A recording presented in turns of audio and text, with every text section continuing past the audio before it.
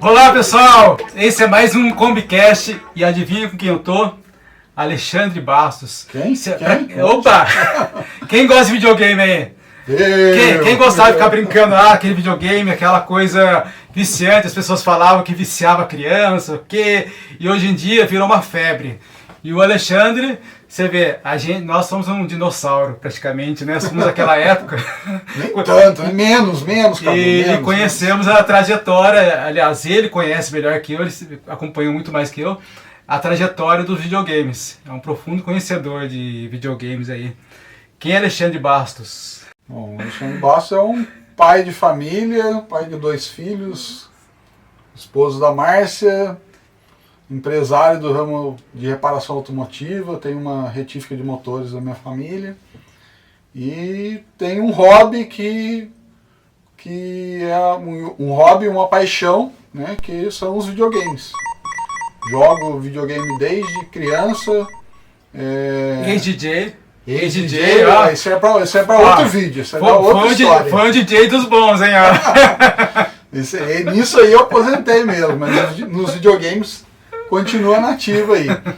Mas assim, eu começou como toda criança, né? Gostando de jogar. E só que conforme eu cresci, virou um hobby, um colecionismo de videogames, que até alguns anos atrás era uma coisa assim meio, né, ninguém entendia muito bem. Pô, nunca se tinha ouvido falar sobre colecionar videogame. Há uns 10 anos pra cá que a coisa cresceu bastante. Hoje é um hobby até popular, né? E o colecionismo me levou à criação de conteúdo, a trabalhar com YouTube, escrever para revistas, participar de documentários. Isso hoje, mas seu primeiro contato foi quando? Lá na época do Atari ainda? Como que é? Você já começou naquela época ou se interessou depois? Que o videogame teve uma evolução grande de lá para cá. Né? Meu primeiro contato foi com o Atari 2600. Na verdade eu tenho 2 lembranças, eu não lembro qual exatamente foi a primeira, entendeu? Tenho 2 lembranças marcantes com o Atari. Uma era na casa de um tio meu, que às vezes eu ia passar algumas semanas lá nas férias. O meu tio e os meus primos moravam em São Paulo. E eu lembro de ver o meu tio jogando de madrugada. A gente ia dormir e ele ficava jogando lá e eu saía do quarto assim, né? E eu via ele jogando aquilo, achei... Nossa, fascinante, né? Controlando o joguinho na tela. E tinha uma outra situação, e até nessa situação com o meu tio, eu lembro que era o jogo River Raid. E tem uma outra situação River Raid, só pra lembrar, é aquele aviãozinho que ia sobrevoando as galáxias e atirando, né? Atirando aquelas tipo bolinhas quadradas, né? Um avião de guerra, né? Ele tá sobrevoando um rio. E aí vem os navios, outros aviões, e ele tem que ir destruindo. É a época da bolinha quadrada, né? Exatamente. Aí, e tem uma outra lembrança que os meus pais, eles tinham o hábito de fazer compras em Taubaté, no Jumbo Eletro. E lá tinha um Atari 2600 para o pessoal testar os joguinhos e tal, né? Instigar a criançada para pedir para os pais comprarem, né? Então sempre que a gente ia lá, eu ficava jogando enquanto meus pais faziam compra. Os jogos e os videogames ficavam de demonstração ali. Mas eu não lembro se a primeira situação foi com o meu tio ou foi no Jumbo Eletro. Mas meu primeiro contato com videogames foi no Atari 2600. De lá pra cá você não parou mais. Daí não parei mais. De jogar e acompanhar a evolução dos jogos. Não parei mais. Daí tiveram, depois já evoluiu. Já acho que depois dessa fase do Atari já veio Super Mario, foi mais ou menos isso, essa época? Você quer que eu fale sobre a minha experiência ou sobre a evolução do videogame em si? Porque assim bem superficial, a evolução. Depois daquela época do Atari, que foi no Brasil onde começou praticamente mais forte o videogame, depois disso veio o quê? Tá, então depois da geração do Atari, falando sobre a evolução do videogame em si, veio a geração dos Nintendinhos, né? Aqui no Brasil, os clones do Nintendinho é o videogame de 8-bit da Nintendo, que foi lançado na terceira geração, ainda em 1983, lá no Japão. E depois veio o Master System, né, da Sega, concorrente do Nintendinho. Aqui no Brasil a gente conhecia esses Nintendinho como Dynavision 2, como... Eu tive o Dynavision 2 e tinha um cartucho com vários jogos. Exatamente. Era o melhor custo-benefício, porque o Atari era caro, tinha as fitas, né, os cartuchos caros também. Então o Dynavision você comprava, vinha lá, sei lá, 100 jogos num cartucho, jogos mais simples, claro, mas o custo-benefício era bom, você tinha vários jogos ali, sim, apesar de simples, mas você tinha como se divertir, e quando você queria uma coisinha melhor, você ia na casa do amigo e jogava o Atari. Então, mas esse Dynavision que você está falando, então, é o clone do Atari. Porque assim, nessa época no Brasil existia uma coisa chamada Lei de Reserva de Mercado. O Atari chegou oficialmente aqui no Brasil em 1983, se não me engano, pela Polivox, né? Antes disso, o que tinham eram clones, né? Eram empresas que copiavam os projetos, né, dos videogames originais e montavam aqui no Brasil, importavam os componentes e montavam os videogames aqui. Mas antes disso você tinha a Dynavision, você tinha a Dactar, você tinha a CCE, que montavam esses videogames aqui, clones, né, cópias do Atari original. Então era esses que a gente tinha em casa, né? E eles eram, mesmo quando o Atari foi lançado oficialmente pela Polivox, esses videogames eram bem mais baratos. Então era o que a gente tinha em casa. O meu também foi um Dynavision. Aí esse processo ele continuou quando chegou a geração do Nintendinho, né, do primeiro Nintendo. Aí vieram o Dynavision 2, que é clone do Nintendinho, veio o Beat System, veio uma série o Phantom System, né, da Gradiente. Nessa época já melhoraram os gráficos? Já estavam bem melhores já evoluiu bastante já. O Master System é da mesma geração, né, do Nintendinho, mas o Master System veio oficialmente através da Tectoy, né? Ela realmente foi lançado, a Sega, a Tectoy lançaram oficialmente o Master System no Brasil. Aí veio Mega Drive, Super Nintendo, Nintendo 64, PlayStation 1, e por aí vai, PlayStation 2, Dreamcast, e foi embora até o que a gente conhece hoje. É que se a gente for entrar em detalhes, né, só os videogames principais que todo mundo conhece já é muita coisa. E existe um mundo muito vasto, existem uma infinidade de modelos, de algumas gerações intercaladas entre os videogames que a gente conhece, que poucos conhecem, entendeu? Então é assunto muito extenso, é muito conteúdo para falar. E infelizmente hoje não vai dar tempo da gente abordar tudo aqui. E você, como passou de jogador a criador de conteúdo, né? Você saiu um pouquinho do colecionismo, ainda tá, né? Mas você tá mais envolvido com essa divulgação dessa cultura do videogame, né? Uma coisa puxa a outra, né? Chegou um momento em que eu olhava assim para a coleção, né? E para mim não bastava eu só ter aquele monte de videogame em casa. Um monte de videogame, um monte de jogo. No processo de colecionar, uma das coisas que para mim é mais importante no processo de colecionismo é você adquirir conhecimento sobre aquilo que você coleciona. Então muita gente acha que compara com acumulação, né? Acha que é só amontoar um monte de itens lá que você nunca vai usar direito. Mas não, você pesquisa, você se informa sobre aquilo que você está colecionando. Então eu também estava adquirindo conhecimento, não só um monte de jogo, um monte de videogame. Então uma hora eu me dei conta assim, que poxa, né? Eu preciso dar um objetivo a mais. Levar isso até as pessoas, exatamente, esse conhecimento que você adquiriu. Os itens, né? Aí o que aconteceu? Eu comecei, vez ou outra, a ser procurado para participar de alguma exposição, participar de algum evento, levar alguns videogames, principalmente para a criançada, né, jogar, conhecer. E foi uma coisa muito legal.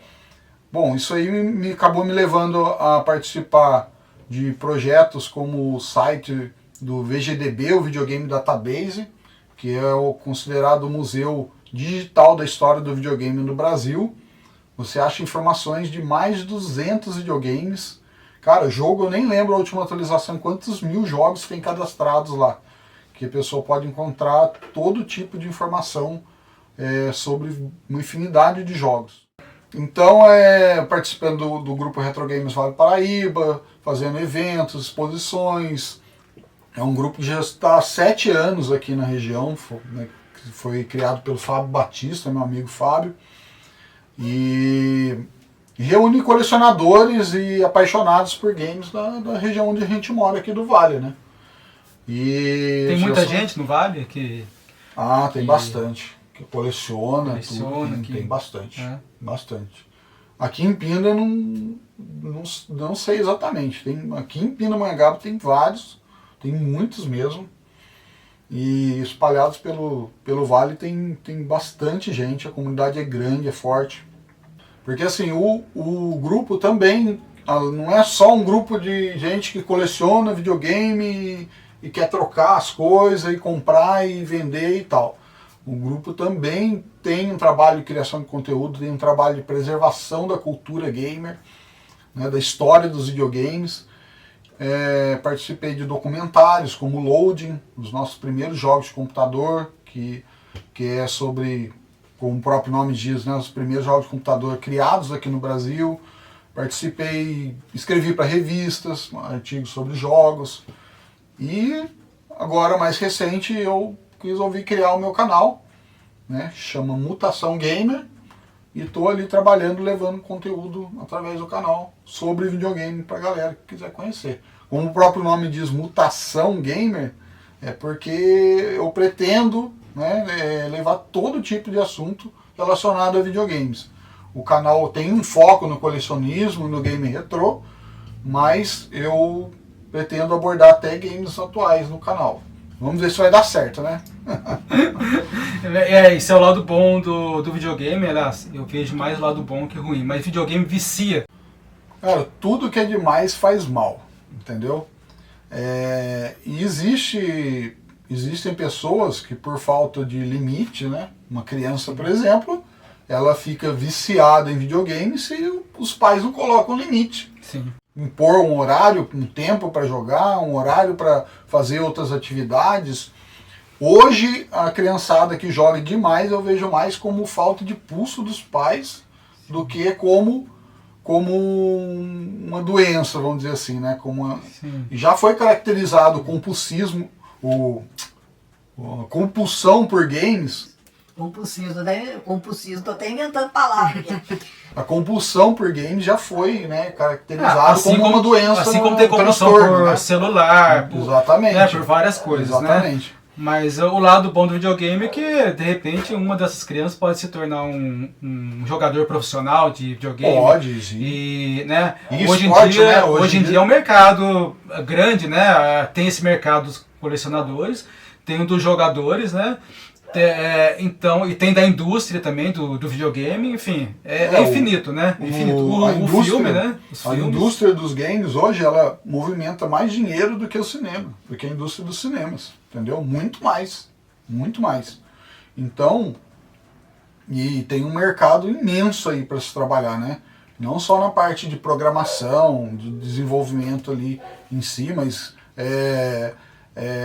música, desenho, modelagem 3D, nossa, é uma infinidade. O pessoal que cria, tem o pessoal que vai vender os games, né? Então, nossa, se for entrar nisso aí, o assunto vai longe, porque é uma infinidade de profissões que pode ter. Criação de conteúdo também. Sim, sim. Né? O próprio cinema está se apropriando assim, dos games para produzir filmes, né? Teve do Mario, né? Sim. Super Mario. Já desde os anos 90 que tentam fazer filmes de games e não dá muito certo, né? O primeiro filme do Mario lá da década de 90 é horrível, né? É um filme horroroso, né? Um dos piores filmes de todos os tempos aí. E agora no formato de animação acertaram. Eu ainda não assisti, por incrível que pareça, ainda não consegui assistir, mas todo mundo diz que está muito bom, que tá bom como filme mesmo, né? Tem as referências dos games, mas tá muito bom como filme mesmo. Eu acredito que esteja. Teve o filme do Sonic, que também foi muito bem, né? Então, eu vi um artigo há pouco tempo atrás que diz que os games estão entrando num processo como dos quadrinhos, né? No cinema. Os quadrinhos, antes de ser no mundo cinematográfico que a gente conhece hoje, ele também teve várias tentativas de fazer filmes de quadrinhos que não deram certo, que foram filmes horríveis. E agora existe uma certa saturação dos quadrinhos e parece que os games estão achando o seu caminho. Eu achei interessante, concordei com boa parte da matéria que eu li sobre isso. Achei muito legal. Vamos ver o que vai dar. Porque é uma coisa difícil, né? Sim. Porque na verdade é uma linguagem diferente, certo? Então sim, é diferente você interagir com uma história, você jogando, você controlando o personagem. É diferente a maneira como você absorve essa história e você sentar na frente, na frente de uma tela e ficar 2 horas olhando para ela. Então, eu acho que esse formato é que eles estão acertando agora e vamos ver. Agora, os filmes anteriores, pouquíssimos, quase nenhum deu certo. Resident Evil, Assassin's Creed, teve vários games aí que prometeu se dar bem nos cinemas, mas não deu certo. Tem jogo de videogame hoje que ele é tão real que parece um filme, né? Sim. Você tá jogando um filme ali. A evolução esses dias eu estava ouvindo um podcast que o ator Antônio Fagundes, ele começou a jogar videogame aos 70 anos, né? E se apaixonou e nunca tinha tido contato com videogame assim tão forte, e agora ele virou um aficionado pelo videogame, joga sempre. Ele joga até online, se não me engano, né? A Ana Maria Braga também. Ana Maria Braga também é jogadora? São jogadores famosos. Pode procurar no Google aí, ó. Ana Maria Braga, videogame, vocês vão achar várias entrevistas dela falando sobre games. Eu também achei engraçado. Eu fiquei surpreso, né? As pessoas com mais idade assim estão entrando também no mundo do videogame, né? O videogame não é uma coisa tão nova, mas para quem já tá uma idade mais avançada, às vezes não é... Só 50 anos só. Meia idade. É que no Brasil chegou uns 40 anos, né? 30. Aqui no Brasil chegou em até que não, porque chegou em 1977. Foi lançado o primeiro videogame no Brasil, o Telejogo, da Philco Ford. Nossa. Philco Ford na época. Telejogo. Uma bordinha de madeira mesmo, porque tem um primeiro modelo do Atari que o pessoal tem o hábito de chamar de frente de madeira, porque realmente parece uma madeira, mas não é, o plástico com uma textura lá, uma pintura que imita madeira. Agora o nosso telejogo, realmente a carcaça dele era de madeira. Esse aí é o pré-histórico, né? Esse é. Legal, muito bom. O áudio do videogame a gente passa despercebido, né? Te ouve e acho que aqui não dá tanta importância para aquilo, mas tem a composição do jogo, aquilo ali, o personagem morria, tinha aquele som, quando ganhava vida, isso aí tudo tinha uma característica que dava uma emoção a mais no jogo, né?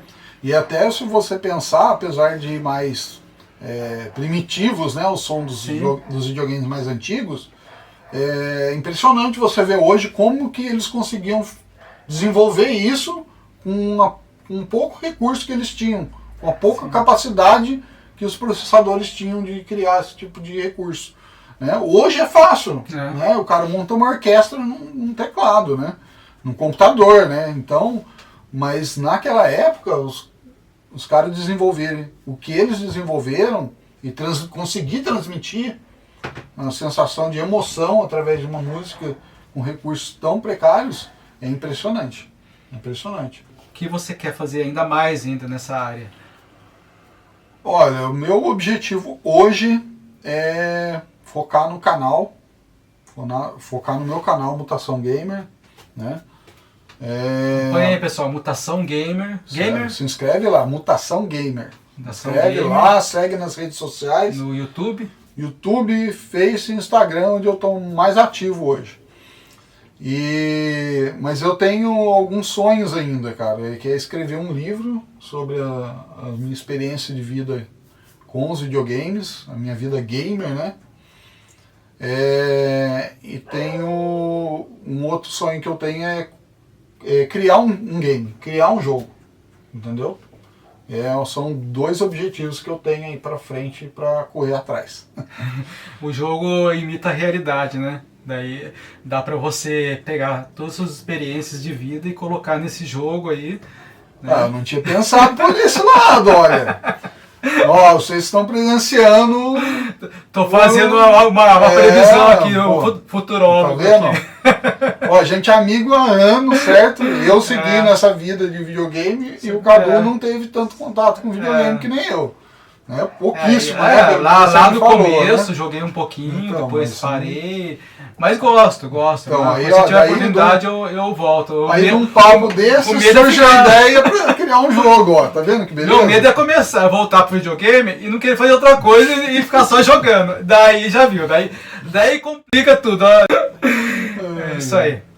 Alexandre, muito obrigado. Abração. Obrigado por ter vindo aqui, encontrar aqui, falar com o pessoal um pouquinho da sua experiência em videogame.